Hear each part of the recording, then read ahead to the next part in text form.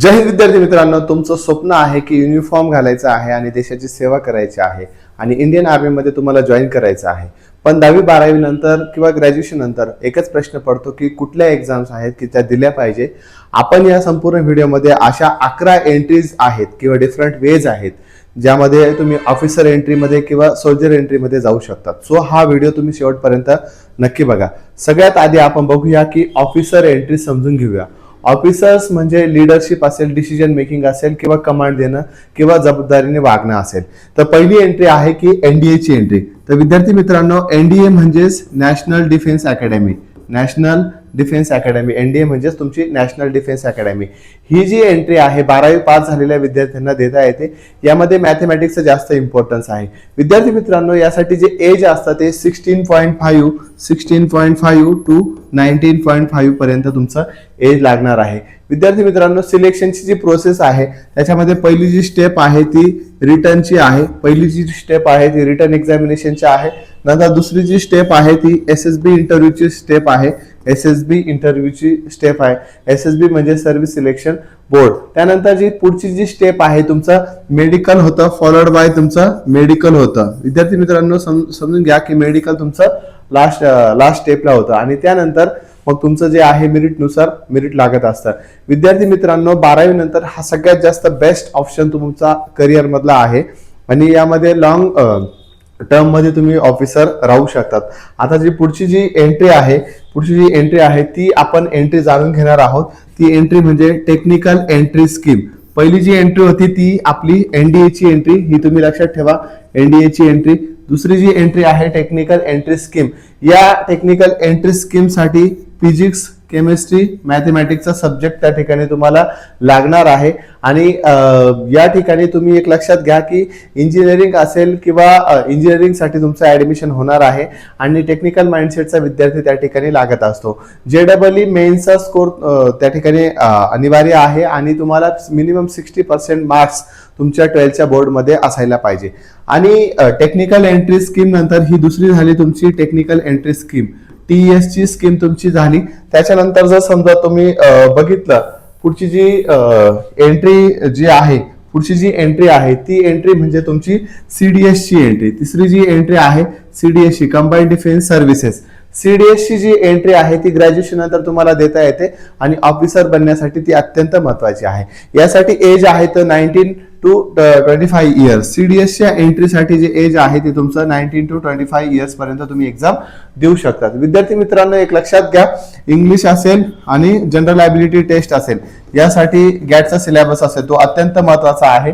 या ठिकाणी अजून एक एंट्री आहे म्हणजे विद्यार्थी मित्रांनो लक्षात घ्या, यासाठी तुम्हाला एसएसबी इंटरव्ह्यू द्यावा लागतो. जर विद्यार्थ्यांचं एनडीए मिस झालं, 12वी नंतर एनडीए मिस झालं तर तो विद्यार्थ्यांसाठी सीडीएस किंवा ओटीएचा बेस्ट चान्स आहे.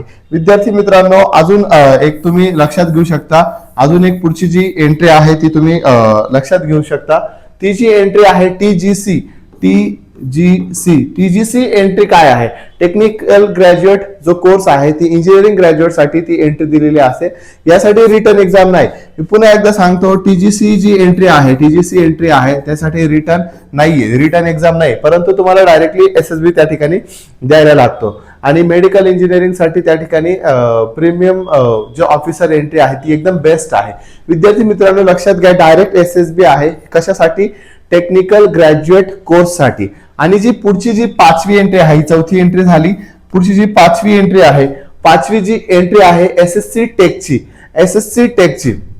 हे बघा, एसएससी टेकची एंट्री जी आहे ती तुमची 5वी एंट्री आहे. एसएससी टेकची एंट्री जी आहे ती तुमची 5वी एंट्री आहे. जे तुमचं एसएसपी शॉर्ट सर्व्हिस कमिशन साठी इंजिनिअरिंग ग्रॅज्युएट साठी ही एंट्री आहे. ती सुरुवातीला खूप लिमिटेड काळासाठी होती, परंतु नंतर ती वाढवण्यात आली. यासाठी टेक्निकल रोल अत्यंत महत्वाचा असतो आणि ज्यांना टेक्निकल मध्ये इंटरेस्ट असेल त्यांच्यासाठी सगळ्यात बेस्ट एंट्री आहे. पुढची जी एंट्री आहे तुम्ही लक्षात घेऊ शकतात. पुढची एंट्री आहे 4, 5, 6वी जी एंट्री आहे ती NCC special entry.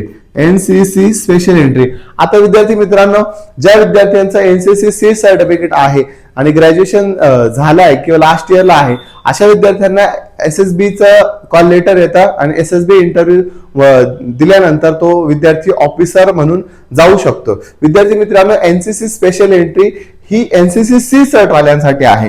NCC C सर्ट वाले जे विद्यार्थी आहेत ते ती एंट्री देऊ शकतात. सातवी जी एंट्री आहे ती जॅकची एंट्री. आता ही जॅकची एंट्री कोणासाठी आहे? ज्या विद्यार्थ्यांचं LLB ग्रॅज्युएशन साठी आहेत आणि त्यांना जस्टिस डिलिव्हरी मध्ये त्यांचा मोठा रोल येऊ शकतो. त्या ठिकाणी सर्व्हिस सिलेक्शन बोर्ड म्हणजे SSB साठी ते विद्यार्थी शॉर्ट लिस्टेड होतात आणि मेडिकल आणि बाकीचा युनिफॉर्मचा क्रायटेरिया त्यांच्यासाठी सेम आहे. फक्त जॅकची जी एंट्री आहे लॉची एंट्री तुम्ही लक्षात ठेवा. आता ह्या ज्या झाल्या त्या ऑफिसरच्या एंट्र्या. आता याच्यानंतर आपण सोल्जरच्या एंट्री बघणार आहोत. सोल्जरच्या एंट्रीमध्ये एक्झिक्युशन तुम्हाला रिटर्न एक्झाम साठी कमी असतं, परंतु फिजिकल स्ट्रेंथ तुमची जास्त गरजेची आहे. म्हणून डिसिप्लिन आणि फिजिकल स्ट्रेंथ ज्यांच्यात असेल ते विद्यार्थी चालू शकतात. पहिली जी एंट्री आहे SSC म्हणजे जीडीची एंट्री जी आहे 8वी एंट्री आली आपली. जीडीची एंट्री ही जी 10वी पास विद्यार्थी आहेत, 10वी पास विद्यार्थ्यांसाठी ती एंट्री चालणार आहे आणि त्या एंट्री मध्ये फिजिकल स्टॅमिना किंवा 1600 मीटर रनिंग अत्यंत महत्वाचं आहे. 9वी जी एंट्री आहे ती टेक्निकल साठी एंट्री आहे.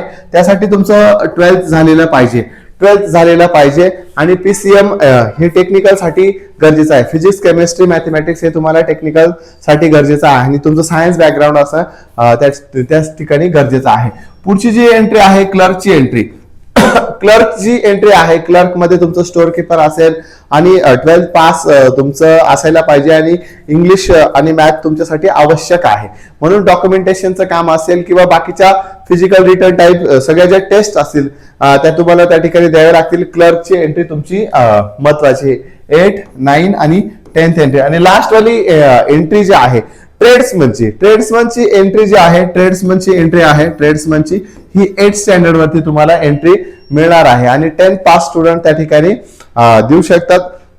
परंतु एक लक्षात घ्या, या व्हिडिओमध्ये तुम्ही कन्फ्युजन मध्ये जर असाल तर पहिली एंट्री जी NDA ची एंट्री बघितली, टेक्निकल स्किलची एंट्री बघितली, त्याच्यानंतर CDA ची एंट्री बघितली, TGC ची एंट्री बघितली, SSC टेकची एंट्री बघितली, त्यानंतर NCC ची एंट्री बघितली, जजेसची एंट्री बघितली, म्हणजे GD जनरल ड्युटीची जी एंट्री बघितली. ह्या ज्या एंट्रीज आहेत ह्या सगळ्या एंट्रीज म्हणजे या 3 एंट्रीज तुम्हाला अग्निवीरच्या फॉर्म मध्ये मिळतात. विद्यार्थी मित्रांनो, ज्या विद्यार्थ्यांना 10वी नंतर NDAचं प्रिपरेशन करायचं असेल तर त्यांनी लगेच सुरू करा. 12वी नंतर विद्यार्थी असेल तर तो NDA आणि टेक्निकल एंट्री स्कीमला जाऊ शकतो आणि ग्रॅज्युएशनला असेल तर तो CDS आणि NCC स्पेशल एंट्री साठी जाऊ शकतो. तसेच तो टेक्निकल ग्रॅज्युएट जे कोर्स आहे त्याच्यासाठी SSC टेक साठी जॉईन करू शकतो. आणि सोल्जर साठी जी एंट्री आहे ती पण 10वी पास झालेल्या विद्यार्थ्यांसाठी अत्यंत महत्वाची आहे. विद्यार्थी या ठिकाणी कॉमन मिस्टेक एवढीच करतात की सगळ्या एंट्रीचं प्रिपरेशन एकाच वेळेस करायला जातात आणि गोंधळून पडतात. विद्यार्थी मित्रांनो, आपली कॅपॅसिटी ओळखून तुम्ही ती एक्झाम द्यायला पाहिजे. अधिक माहितीसाठी दिलेल्या नंबरवरती क्लिक करा. तुम्हाला कुठल्या एंट्रीसाठी जायचं आहे, इंडियन आर्मी मध्ये ऑफिसर व्हायचं असेल तर तुम्ही दिलेल्या नंबरवरती क्लिक करा किंवा कॉल करा. आमची संपूर्ण टीम जी आहे ती तुम्हाला नक्कीच हेल्प करेल. जय हिंद, ऑल द बेस्ट.